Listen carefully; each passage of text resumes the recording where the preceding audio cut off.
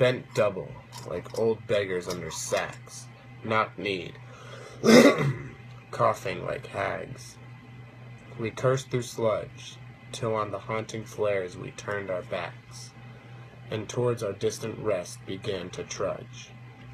Men marched asleep, many had lost their boots, but limped on, bloodshot.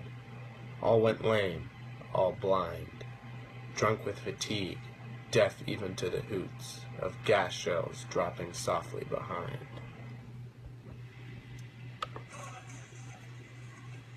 Andrew! This way out! Gas, gas, gas!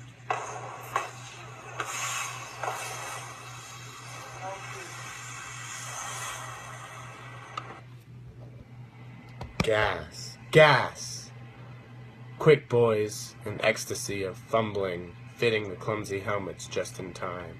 But someone still was yelling out and stumbling, and floundering like a man in fire or lime, dim through the misty panes and thick green light, as under a green sea I saw him drowning. In all my dreams, before my helpless sight, he plunges at me, guttering, choking, drowning. If in some smothering dreams you too could pace behind the wagon that we flung him in, and watch the white eyes writhing in his face, his hanging face like a devil's sick of sin, if you could hear at every jolt the blood come gargling from the froth-corrupted lungs, obscene as cancer, bitter as the cud of vile, incurable sores on innocent tongues.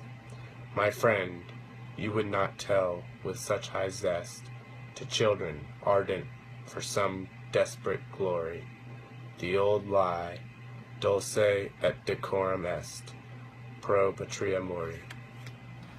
I will be dissecting Dulce et Decorum est with the Ciardi method. This speaker is an unnamed soldier which could be used this way to represent the dehumanization of war.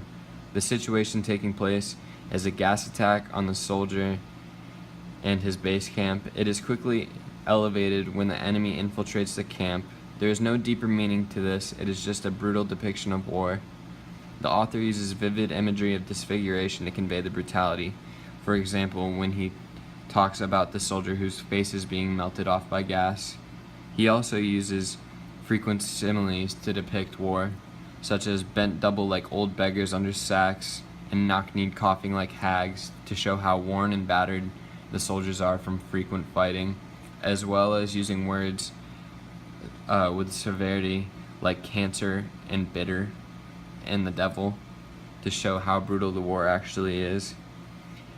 And at the end, he uses mockery when he says, "My friend, you will not tell with such high zest to children ardent for some desperate glory the old lie, Dulce et Decorum est, pro patria mori," which translate to, "It is sweet and proper to die for the fatherland," which shows how he actually feels about the fighting, that it really does not deserve all the credit it has, and that people should not be dying for this cause.